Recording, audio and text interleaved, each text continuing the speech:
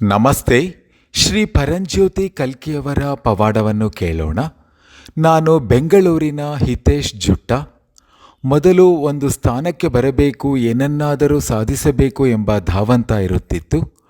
ಪರಂಜ್ಯೋತಿಯನ್ನು ಆವಾಹಿಸಿಕೊಂಡಂತೆ ಈಗ ಸಂತೃಪ್ತಿಯ ಭಾವ ಮೂಡಿದೆ. ಈಗ ತೀವ್ರಾಸಕ್ತಿ ಮತ್ತು ಪ್ರಾಯೋಗಿಕ ಕ್ರಿಯೆ ಇದೆ. ನಾನೀಗ ಅವುಗಳನ್ನು ಸಾಧಿಸುವ ಯೋಜನೆಗಳು ಮತ್ತು ಅವುಗಳನ್ನು ವ್ಯವಸ್ಥೆಗೊಳಿಸುವಲ್ಲಿ ನಿರತನಾಗಿಲ್ಲ. ಈಗ ಇದು ಕೇವಲ ಕ್ರಮ ತೆಗೆದುಕೊಳ್ಳುವುದು, ಪರಿಶೀಲಿಸುವುದು ಮತ್ತು ಅನುಸರಿಸುವುದನ್ನಷ್ಟೇ ನಾನು ಮಾಡುತ್ತಿದ್ದೇನೆ ಹೊರತು ನಿರಂತರ ಒಟಗುಟ್ಟುವಿಕೆ ಇಲ್ಲ. ಅನಗತ್ಯ ಆಲೋಚನೆಗಳು ಪ್ರಾಣಶಕ್ತಿಯನ್ನು ಬರಿದು ಮಾಡುತ್ತವೆ ಮತ್ತು ಚಟುವಟಿಕೆಯ ಭ್ರಮೆಯನ್ನು ಮಾತ್ರ ನೀಡುತ್ತವೆ. ಶ್ರೀ ಪರಂಜ್ಯೋತಿಯನ್ನು ಆವಾಹನೆ ಮಾಡಿದಾಗ ಅನಗತ್ಯ ಆಲೋಚನೆಗಳು ನಿಂತು ನನ್ನಲ್ಲಿ ಪ್ರಾಣಶಕ್ತಿಯು ತುಂಬುತ್ತದೆ. ಪ್ರಾಣಶಕ್ತಿಯು ಸ್ವಯಂ ಪ್ರೇರಿತವಾಗಿ ಹೇಗೆ ತುಂಬುತ್ತದೆ ಎಂಬುದು ಜಾದುವಿನಂತಿದೆ ಮತ್ತು ಕೆಲಸದ ವಿಷಯಕ್ಕೆ ಬಂದರೆ ಈಗ ಅದರಲ್ಲಿ ಗಂಭೀರತೆ ಇದೆ ಮತ್ತು ಕೆಲಸಗಳು ನಿಜವಾಗಿಯೂ ಮಾಡಲಾಗುತ್ತದೆ. ಈಗ ನನ್ನ ಗುರಿಗಳನ್ನು ಕ್ರಿಯೆಯೊಂದಿಗೆ ನಿರಂತರ ಮಾನಸಿಕ ಚಟುವಟಿಕೆ ಇಲ್ಲದೆ ಅನುಸರಿಸಲಾಗುತ್ತಿದೆ.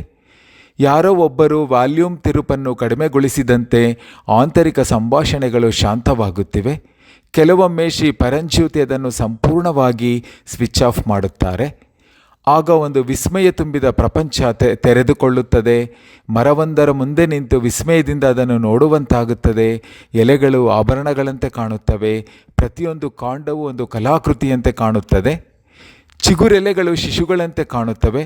ಮಗುವನ್ನು ಪೋಷಿಸುವಂತೆ ಪರಂಜ್ಯೋತಿ ಅವುಗಳಿಗೆ ಅಪಾರ ಪ್ರೀತಿಯನ್ನು ಸುರಿಸುತ್ತಾರೆ. ಸೃಷ್ಟಿಕರ್ತನದು ಎಂತಹ ನಿಖರತೆ ಮತ್ತು ಎಷ್ಟೊಂದು ಕಲಾತ್ಮಕ ಎಂದು ನಾನು ಆಶ್ಚರ್ಯಪಡುತ್ತೇನೆ. ಎಲ್ಲವೂ ಅವನ ಮೇರುಕೃತಿ. ಅಕ್ಷರಶಃ ಇದು ಸ್ವರ್ಗವೇ. ದೇಹದಿಂದ ಬೇರ್ಪಟ್ಟಿರುವ ಸ್ಥಿತಿ ಇದೆ. ನಾನು ಕೈಗವಸಗಿನ ಒಳಗೆ ಇದ್ದಂತೆ ಮತ್ತು ಕೈಗವಸು ಎಷ್ಟು ಸುಂದರವಾಗಿದೆ ಎಂದು ಆಶ್ಚರ್ಯಪಡುತ್ತೇನೆ. ನನ್ನ ಪಾಲ್ಗೊಳ್ಳುವಿಕೆ ಇಲ್ಲದೆ ಬೆರಳುಗಳು ಈ ಸಂದೇಶವನ್ನು ಹೇಗೆ ಟೈಪ್ ಮಾಡುತ್ತಿವೆ ಎಂದು ಆಶ್ಚರ್ಯವಾಗುತ್ತದೆ. ನಾನು ಸಹಜವಾಗಿ ಪ್ರತಿಭಾನ್ವಿತನಾಗಿದ್ದೇನೆ. ದೇಹವು ಭಾವನೆಗಳನ್ನು ಎಷ್ಟು ಆಕರ್ಷಕವಾಗಿ ವ್ಯಕ್ತಪಡಿಸುತ್ತದೆ. ನಗುತ್ತಿರುವಾಗ ತುಟಿಗಳ ಸಣ್ಣ ವಕ್ರತೆ, ರುಚಿಕರವಾದ ಪದಾರ್ಥಗಳನ್ನು ತಿನ್ನುವಾಗ ತುಟಿಗಳ ನೆಕ್ಕುವಿಕೆ ಎಲ್ಲವೂ ಅದ್ಭುತವಾದ ಸಂತೋಷದ ಸವಾರಿಯಂತೆ ಭಾಸವಾಗುತ್ತದೆ. ಈ ದೇಹ ಎಂತಹ ಸೌಂದರ್ಯದಿಂದ ಕೂಡಿದೆ. ಈ ದೇಹದಲ್ಲಿ ವಾಸಿಸಲು ನಾನು ಹೆಮ್ಮೆ ಪಡುತ್ತೇನೆ ಮತ್ತು ಈ ಅನುಭವವು ಆಳವಾಗುತ್ತಾ ಹೋಗುತ್ತಿದೆ. ಇದು ಸಂತೋಷದತ್ತ ಹರಿಯುತ್ತದೆ. ಶ್ರೀ ಪರಂಜ್ಯೋತಿ ಕಲ್ಕಿ, ನಿಮಗೆ ಧನ್ಯವಾದಗಳು. ದೈಹಿಕವಾಗಿ ನನ್ನ ಎದೆಯ ಪ್ರದೇಶದಲ್ಲಿ ನಾನು ಹಗುರವಾದ, ಆರಾಮದಾಯಕವಾದ, ಬೆಚ್ಚಗಿನ ಸಂವೇದನೆಯನ್ನು ಅನುಭವಿಸುತ್ತೇನೆ. ಅದು ದೇಹದಾದ್ಯಂತ ವಿಸ್ತರಿಸುತ್ತದೆ ಮತ್ತು ಆನಂದದ ಸ್ಥಿತಿಯನ್ನು ಇತರರಿಗೆ ವರ್ಗಾಯಿಸುತ್ತದೆ. ಶ್ರೀ ಪರಂಜ್ಯೋತಿ ಬಹಳ ಹಾಸ್ಯ ಮನಸ್ಥಿತಿಯುಳ್ಳವರಾಗಿದ್ದಾರೆ. ಬಾಂಧವ್ಯಗಳೊಂದಿಗೆ ಮತ್ತು ಕೆಲಸದಲ್ಲಿ ನನ್ನ ಆಂತರಿಕ ಹೋರಾಟಗಳು ಈಗ ತುಂಬ ತಮಾಷೆಯಂತಾಗಿದೆ. ಕೆಲವೊಮ್ಮೆ ಒಬ್ಬ ವ್ಯಕ್ತಿಗೆ ನಾನು ಮಾಡಿದ ಆಂತರಿಕ ಸಂಭಾಷಣೆಯನ್ನು ಶ್ರೀ ಪರಂಜ್ಯೋತಿ ಕಲ್ಕಿಯವರು ನನ್ನ ಗಂಭೀರ ಧ್ವನಿಯಲ್ಲಿ ಅನುಕರಿಸುತ್ತಾರೆ ಮತ್ತು ನಾನು ನಗುತ್ತೇನೆ. ಅದು ಸಂಭವಿಸುತ್ತಲೇ ಇರುವಾಗ ಯಾವುದನ್ನು ಹೊತ್ತೊಯ್ಯುತ್ತಿಲ್ಲ. ಕ್ರಿಯಾತ್ಮಕ ಉದ್ದೇಶಗಳಿಗಾಗಿ ಸ್ಮರಣಶಕ್ತಿ ಇದೆ, ಆದರೆ ಇದು ಬೇರೊಬ್ಬ ವ್ಯಕ್ತಿಗೆ ಸಂಭವಿಸಿದಂತೆ ತೋರುತ್ತದೆ. ಬಾಂಧವ್ಯಗಳಿಂದ ನೋವುಗಳು ಬರುತ್ತವೆ, ಆದರೆ ಸ್ಥಿತಿಯು ಆಳವಾಗುತ್ತಿದ್ದಂತೆ ಉಸಿರಾಟ, ಮಾತನಾಡುವುದು ಮತ್ತು ಕುಳಿತುಕೊಳ್ಳುವುದರಿಂದಲೂ ಸಂತೋಷವು ಹೊರಹೊಮ್ಮುತ್ತದೆ.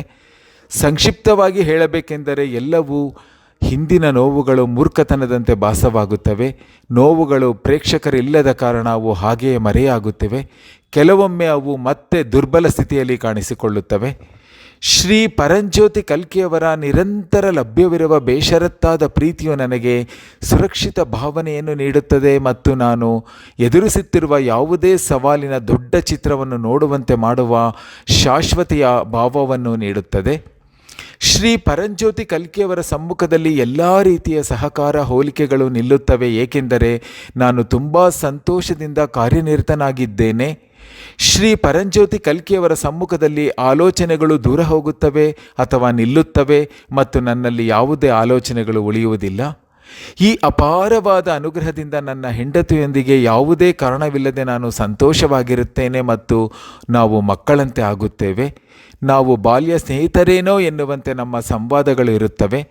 ದೈವಿಕ ಅನುಗ್ರಹವು ಹರಿಯುವ ಸ್ಥಳದಲ್ಲಿ ಶಾಂತಿ, ಪ್ರೀತಿ ಮತ್ತು ಸಂತೋಷವಿದೆ.